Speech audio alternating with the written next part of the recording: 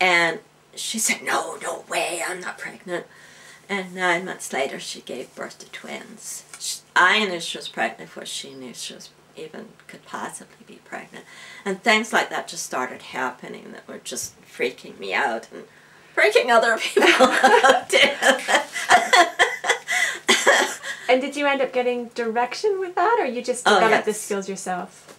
Well, I got direction about what to eat and what not to eat, obviously, because I couldn't eat things that were not good for me. And one of the things was white sugar. It was just, I couldn't tolerate it. I just, every time I ate like a butter tart or some little tiny thing, butter tart's my favorite, obviously, and I couldn't, it would just make my heart race. It would just, so I started saying I can't eat white sugar. And everybody thought then I was really crazy. In fact, one time at a family function, my former mother-in-law said about somebody saying about white sugar. And my husband spoke up and said that I didn't think white sugar was good for me either. And everybody just stopped dead and looked at me as if I had horns. But so I was getting guidance. I just didn't, I wasn't getting voices or anything until much later after I went into that psychic development class. And then as soon as I surrendered to that, then everything opened for me, actually too quickly. What do you mean by too quickly? To the point where I couldn't go into a mall at Christmas time because I was picking up on everybody's scattered energies, trying to buy Christmas presents. I would write a list of the things that I had to buy, and I would get about 10 feet through the door and go, I can't remember what I was supposed to buy, and I'd leave. I picked up on things like one time my daughter, my younger daughter, was in a toboggan. She was on a inner tube, and she hit a tree going very fast and ended up in hospital with concussion. Approximately, well, very close to the time that she hit that tree, I hit the bed thinking that I had the flu or something horrible, just couldn't think straight. And I couldn't get up until my husband came and told me that my brother had just called, and he brought the phone to me, and my brother had been notified by the nurse in the emergency room, who was a friend of the family, and she called my brother called me, and I went down to the emergency room, and my daughter, who was, just incoherent, couldn't make sense of anything. She was so badly. Actually, my husband and I worked with healing immediately, and I kept sneaking rescue remedy into her mouth every time the nurses weren't looking, and she was supposed to be in the hospital for like 3 weeks, and they let her out 5 days later. It was just, but things affected me very, very differently. And I knew about Chernobyl. Chernobyl made me sick. I don't know whether you remember. It was 5 days before it finally got to the media that what had happened in Chernobyl. But I was sick as a dog for those 5 days.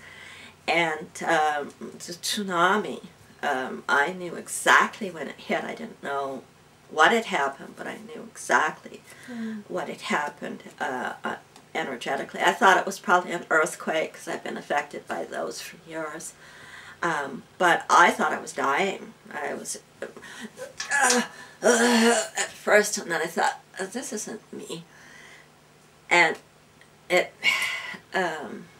was able to work then. And when did you realize that you had healing hands? Oh, well, that was the second week of my spiritual development class.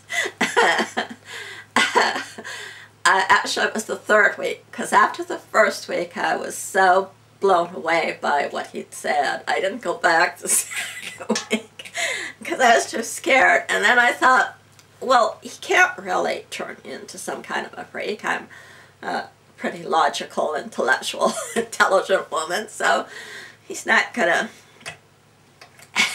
So I went back the third week, and he said, and he talked about spiritual healing. He said, I need 2 volunteers. One that has something wrong with them that they'd like to have healed, and the other person that's had some experience with psychic healing. And this one woman jumped up immediately and said that she'd been in a car accident, she hadn't been able to move her neck, and she was in severe pain, and blah, blah, blah, blah, blah. And he said, come on and sit down. And so she sat down on the floor. And he said, okay, I need someone who's had spiritual healing experience. And nobody put up their hand. And he points to me and he says, you, come here. I'm going, I wasn't here last week. I don't know anything about this. And he came over and he took hold of my hand and he started pulling me on the floor. And I was getting so embarrassed that I thought, well, I better get up so I don't have to be so embarrassed. And I was probably beet red. And I finally got up and he said, just put your hands beside this woman's head. And he stood me behind her back. She was sitting on the floor. And so I started to put my hands there, and I could feel something in the middle. So here's air, and here's her head, and I could feel difference between air here and air here. And I started playing with it, and he kept talking to the rest of the class, and I don't know what I did. Absolutely no clue. I'm just going, well, isn't this neat? Okay, that feels different there, and that feels different there. Oh, that's neat. And suddenly I realized that somebody was talking about me, because he had been talking on. I hadn't been listening at all to what he had been saying, because I was finding this so interesting.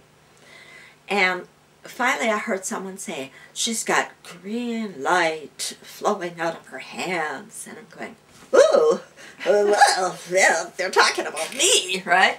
And he just calmly said, that's okay, you can go back and sit down now. So I went back to my corner, and this woman gets up and starts dancing all over the room. She hadn't been moving her neck for, I think she said 3 months or something. I don't remember exact time frame. But I'm going, oh, she must have been some crazy woman. She wasn't really sick to begin with. And then I realized that I had this blazing headache. And I'm going, and I scrunched down and to my body to try to fix my headache.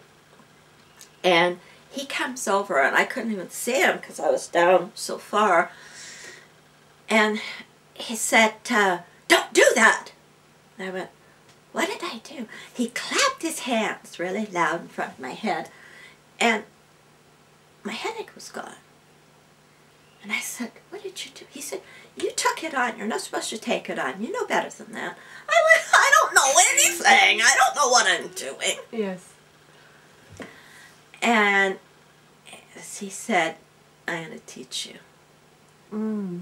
And he really did. He took me under his wing. We became good friends. In fact, one time he had a psychic thing happening at the Seaway Mall, no, not Seaway Mall, Penn Center in St. Catharines.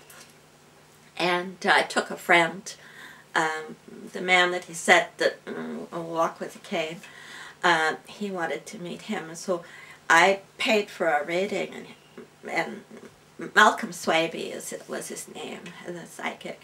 And he said, you're my student. He said, and you're my special student, and you're the one that I'm going to teach, and you never pay for a reading with me. You come, you will be the one that will carry on what I've begun. And I went, no, I don't want to be weird like you. Oh, that's gorgeous.